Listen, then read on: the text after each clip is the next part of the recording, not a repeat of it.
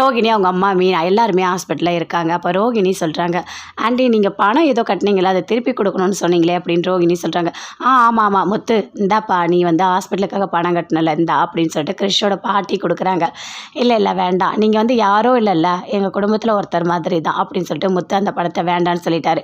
சரி வாங்க, நான் கூட்டிகிட்டு போயிட்டு எங்கே போகிறீங்களோ அங்கே விடுறேன், இல்லைனா எங்கள் வீட்டில் இருங்க அப்படின்னு சொல்லிட்டு முத்து சொல்கிறாரு.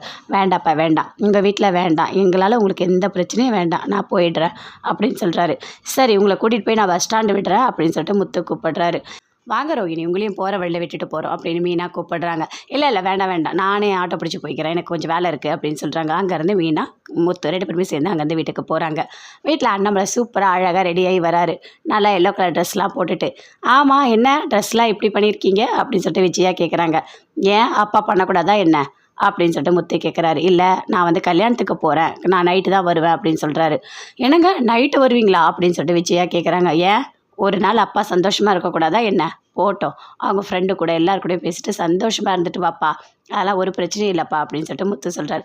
அங்கேருந்து அண்ணாமலை போகிறாரு. வீட்டில் முத்து மீனா 2 பேருமே எல்லாருமே இருக்காங்க, விஜயாவும் இருக்காங்க. அப்போ அவங்க ஃப்ரெண்டு வராங்க. வாடா வா வா, எவ்வளோ நாளாச்சு உன்னை பார்த்து, எப்படி இருக்க அப்படின்னு சொல்லிட்டு முத்து கேட்குறாரு. இல்லை உன்னை பார்த்துட்டு போகலான்னு தான் நான் வந்தேன் அப்படின்னு சொல்கிறாரு. சரி எப்படி இருக்க, உங்கள் அண்ணன் எப்படி இருக்காரு, எல்லோரும் நல்லா இருக்காங்களா அப்படின்னு சொல்லிட்டு கேட்குறாரு. மனோஜ் உனக்கு கூட தெரியுமே, நாம் எல்லாருமே சேர்ந்து கிரிக்கெட் விளாடணும்ல, அப்போ இவனும் விளையாடி இருக்கான் அப்படின்னு சொல்லிட்டு முத்து சொல்கிறாரு. ஓ அவன் ஆமாம் ஞாபகம் வந்துருச்சு அப்படின்னு சொல்லிட்டு மனோஜ் சொல்லிட்டு இருக்காரு. ஏன் என்னோட அண்ணனுக்கு கல்யாணம், அதனால் நான் பத்திரிக்கை வைக்கிறதுக்காக இங்கே வந்திருக்கேன் அப்படின்னு சொல்கிறாரு. ஓ அப்படியா, இப்போ தான் கல்யாணம் ஆக போதா அப்படின்னு சொல்லிட்டு கேட்குறாரு. இங்கே பாரு முக்கியமான ஒரு விஷயம், உங்கள் அண்ணன் கல்யாணத்தில் நீ மட்டும் அங்கே இருந்துடாத அப்படின்னு சொல்கிறாரு. ஏன் என்னாச்சு அப்படின்னு சொல்லிட்டு அவர் கேட்குறாரு. இல்லை இல்லை இதப்பார் இவன் ஓடி போனானா அதனால் நான் கல்யாணம் பண்ணிக்கிட்டேன், அந்த மாதிரி உங்கள் அண்ணன் வந்துட்டு கல்யாணம் பண்ணும் போது லவ் பண்ண பொண்ணை நினச்சி ஓடிட்டா நீ என்ன பண்ணுவ, கடைசியில் அந்த பொண்ணை நீ தான் கல்யாணம் பண்ணுற மாதிரி இருக்கும், அதனால் வேண்டாம்.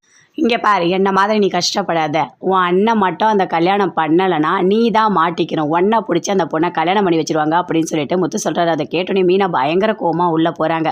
அப்போ விஜயா சொல்கிறாங்க, பாத்தியா பாத்தியா அப்பாப்பாப்பா இப்படி ஒரு பொண்டாட்டி கிடைக்காதுன்னு அவ்வளோ சந்தோஷமாக கொண்டாடினான், கடைசியில் மாட்டிக்கிட்டேன்றான்.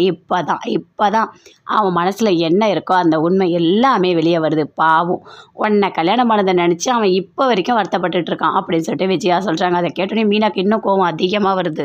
மீனா உள்ளே போயிட்டு அப்படியே ஃபீல் பண்ணிக்கிட்டே சமைச்சிட்ருக்காங்க. அப்போ முத்து வராரு. வந்தவொடனே அப்படியே அமைதியாக இருக்காங்க. ஏன்னா மீனா நீ எதுவுமே பேசவே மாட்டேன், என்ன அமைதியாக இருக்கேன், என் ஃப்ரெண்டெலாம் வந்திருக்காரு பார்த்தியா அப்படின்னு சொல்கிறாரு. நான் எதுவுமே சொல்லலைங்க அப்படின்னு சொல்லிட்டு மீனா சொல்கிறாங்க. இல்லை பத்திரிக்கை வைக்க வந்தாங்க, ஆனால் நீங்கள் எப்படி பேசுனீங்க அப்படின்னு சொல்லிட்டு மீனா கேட்குறாங்க. அதுவா நான் ஒன்றும் சொல்லலையே, நல்லது தானே சொல்லிட்டு இருந்தேன். என்ன நல்லது சொன்னீங்க, நீங்கள் வந்து என்னை கல்யாணம் பண்ணது நீங்கள் என்கிட்ட மாட்டிக்கிட்டீங்களா, உங்களுக்கு அவ்வளோ கஷ்டமாக இருக்கா, என்ன உங்களுக்கு பிடிக்கலையா அப்படின்னு மீனா சொல்கிறாங்க. ஐயோ இல்லை மீனா, இல்லை நான் அதனால் நான் சொல்லலை, இவன் பணத்தை தூக்கிட்டு ஓடிட்டான், அதுக்கு பதில் நான் உன்னை கல்யாணம் பண்ணிக்கிட்டேன் அப்படி தான் சொன்னேன், நான் எதுவும் தப்பாக சொல்லலை அப்படின்னு சொல்லிட்டு முத்து சொல்கிறாரு.